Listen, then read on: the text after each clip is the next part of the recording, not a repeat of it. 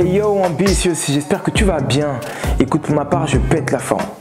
Réellement, je pète la forme, ça me fait extrêmement plaisir de te revoir à nouveau pour ce nouveau format où on parle pas d'IMO, mais plutôt d'autre chose. Comme tu le sais, comme tu as pu le voir dans la précédente vidéo, si tu l'as pas encore vu, je vais mettre les liens juste en bas. J'ai eu des assez bons retours, donc je me suis dit que il serait peut-être intéressant que je continue dans ce sens-là. Bon, aujourd'hui on va parler du temps et de l'argent, ok? Time is money, le temps c'est de l'argent c'est du temps. Peu importe, on va essayer de parler de ça à travers deux situations, d'un point de vue personnel et d'un point de vue professionnel. Commençons par le point de vue professionnel. J'ai été amené à échanger avec une cliente, une prospect plutôt je devrais dire, parce qu'elle n'était pas encore cliente à cette époque. Et à la fin de la déballe, elle me dit, c'est assez étonnant, j'ai rencontré plusieurs courtiers et ils étaient moins chers que toi Roméo, pourquoi ?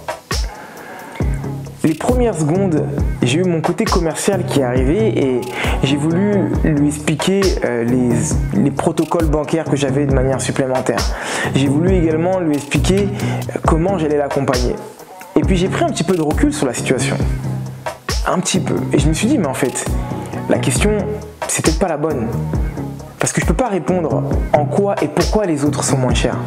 Par contre, ce que je peux dire, c'est ce que moi je vais apporter. Et comment je vais le faire. Et ça, je l'ai fait à travers une parabole assez simple que je vais t'expliquer aujourd'hui. Je pense que tu dois savoir ce que c'est un salon de tatouage et tu as sûrement dû soit accompagner, soit partir toi-même voir un salon et voir un tatoueur. Et je ne sais pas si tu as remarqué, mais lorsque tu vas de salon de tatouage en salon de tatouage, tu remarqueras que les prix ne sont jamais les mêmes. Est-ce que c'est l'encre qu'il utilise? Est-ce que c'est les aiguilles qu'il utilise? Est-ce que c'est les gants en latex ou en silicone qu'il va utiliser? Je pense vraiment pas que ce soit tous ces outils-là qui font que d'un salon à un autre, tu vas être sur des tarifs qui vont être mais totalement différents. Les points qui vont faire que tu vas avoir une prestation qui va être différente, ça va être l'expérience du tatoueur, ça va être le temps de préparation qu'il va faire peut-être en amont de ton projet, la manière dont il va le dessiner, etc. Et surtout, la valeur qu'il a de son temps et la valeur qu'il a de lui au final. Donc, cela ne sous-entend pas que une personne qui fait un tarif bas a une mauvaise valeur de lui. Là où je veux en venir, c'est que un professionnel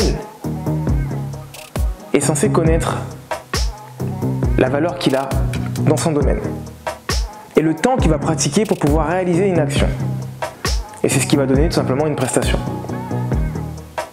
Et c'est à travers cet échange-là que je lui ai expliqué les raisons pour lesquelles je valais ce coût-là pour cette prestation.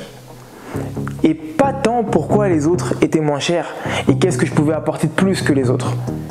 Je lui ai juste expliqué pourquoi elle allait me rémunérer tant si bien sûr je trouvais, bien sûr j'arrivais à résoudre plutôt, excuse-moi, le problème qu'elle avait. On va aborder la seconde situation. Donc si tu ne le sais pas, je suis courtier en prêt immobilier, j'accompagne les investisseurs dans le cadre d'un investissement locatif, ainsi que les particuliers dans le cadre d'une résidence principale. Mais je suis également investisseur à titre personnel.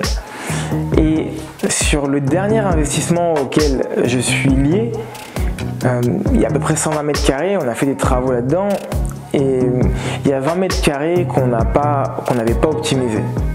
Et lorsque tu investis, tu dois le savoir ou tu le comprendras, il est toujours intéressant d'optimiser le moindre mètre carré que tu peux avoir. Ça va augmenter ta rentabilité d'une certaine manière, soit pendant la location, soit également lors de la revente. Et ces 20 mètres carrés, on n'était pas trop chaud pour le faire pour des raisons pécuniaires et également pour des raisons de temps. Parce qu'on voulait finir rapidement le projet afin de pouvoir enclencher la location et puis établir la stratégie qu'on avait établie. En tout cas, appliquer la stratégie qu'on avait établie, excuse-moi. Il y a eu le coronavirus, tu le sais, donc du coup ça ralentit pas mal les choses. Et mon artisan est venu me voir en me disant « Voilà Roméo, je vais condamner cette partie-là et si tu décides de changer d'avis, ce sera trop tard. Donc s'il te plaît, peux-tu me confirmer qu'on ne fait rien là-bas? On a commencé à réfléchir. Je lui ai dit, écoute, ce qu'on va faire, c'est que tu vas me donner une fourchette de prix. On va essayer de négocier ensemble, voir ce qui est bon, trouver un terrain d'entente, et puis on y va. Parce qu'au final, on s'est dit qu'on n'était plus à quelques jours près pour pouvoir mettre le bien en location. Il fallait surtout penser à l'après. On s'est mis d'accord sur un prix, on est rentré en négociation, on s'est mis d'accord sur un prix, et à la fin, quand on est prêt à se serrer la main, si je peux le dire ainsi, il me dit « Je pourrais être moins cher, mais ça te coûterait plus cher. » Comment ça tu pourrais être moins cher et ça me coûterait plus cher? Explique-moi un petit peu. Bah écoute, c'est pas compliqué Roméo, je pourrais appeler d'autres prestataires, d'autres sous-traitants qui prendraient beaucoup plus de temps. Je te donne l'exemple du plaquiste. Est-ce que tu te rappelles de combien de temps a pris le plaquiste pour les 20 mètres carrés qui restaient la dernière fois? Je dis oui, il a pris à peu près entre 8 à 10 jours. Il me dit ok, très bien. Donc du coup je pourrais l'appeler, lui, ça nous coûterait moins cher, mais au final tu perdrais du temps. Donc tu perdrais de l'argent. Donc ça signifie quoi? Le plaquiste que tu vas me ramener va le faire en combien de temps? En 6 jours au lieu de 8 jours? Franchement pour 2 jours, je préfère payer un petit peu moins. Je suis plus à 2 jours près. Il me dit non, le plaquiste que tu vas me ramener va te le faire en 3 heures. Je lui dis c'est pas possible. Bah d'ici c'est possible. Il va te le faire en 3 heures. Très bien, bah pari tenu, allons-y. Le plaquiste arrive à 9h30, il repart à 12h35. En me disant qu'il a fini et que il va à un autre chantier. Et là, lorsque j'échange avec mon artisan, je lui dis mais pourquoi tu le ramènes pas partout en fait? Il a fait gagner pas 2-3 jours, il a fait gagner 8 jours quand même, mine de rien. Certes, on l'a coûté plus cher, mais au final, on va pouvoir finir 8 jours avant, donc du coup louer le bien 8 jours avant. Et c'est pas rien. Il me répond la chose suivante. Il me coûte cher, mais il me fait gagner énormément de temps. Donc lorsque j'ai besoin de gagner du temps, je suis prêt à mettre la main à la pâte. Dans le portefeuille plutôt. Je suis prêt à mettre la main dans le portefeuille. Afin qu'il puisse me faire gagner du temps ou rattraper le temps que j'ai pu perdre. Donc ces deux situations nous montrent quoi? Elles nous montrent que par moment, il est intéressant de sortir un petit peu plus d'argent pour essayer de gagner du temps, en tout cas potentiellement avoir l'impression de gagner du temps. Je vais finir là-dessus. Alors, désolé si c'est pas les bons personnages, hein. J'espère que vous m'en voudrez pas. On me l'a raconté et j'ai beaucoup apprécié l'histoire.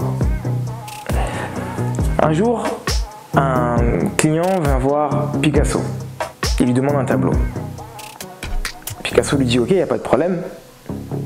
Je vous le fais. Picasso part dans une salle et 5 minutes après il revient avec un tableau et il demande au client 1 million d'euros. Il dit ça vous fera 1 million d'euros.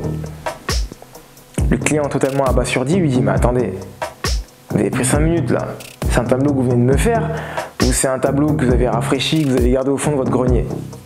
Non, non, c'est un tableau que je viens de faire à l'instant. Je vais payer 1 million d'euros pour un tableau fait en 5 minutes. Voilà ce que lui dit le client. Et voilà ce que lui répond Picasso. Il m'a fallu des années pour pouvoir faire un tableau en 5 minutes de cette qualité. 1 million d'euros, s'il vous plaît. Et voilà, j'espère que ce petit échange te servira dans ta vie personnelle et professionnelle et également en tant qu'investisseur. En tout cas, moi, c'était un plaisir de pouvoir échanger avec toi. Je te dis à bientôt pour une autre vidéo. N'hésite pas à partager juste en bas, à balancer des coms, à y mettre un pouce. Ça me fait toujours plaisir. Ça fait également plaisir à YouTube. Et entre-temps, ambitieux, continue à croire en toi et à te former. À bientôt. Bye.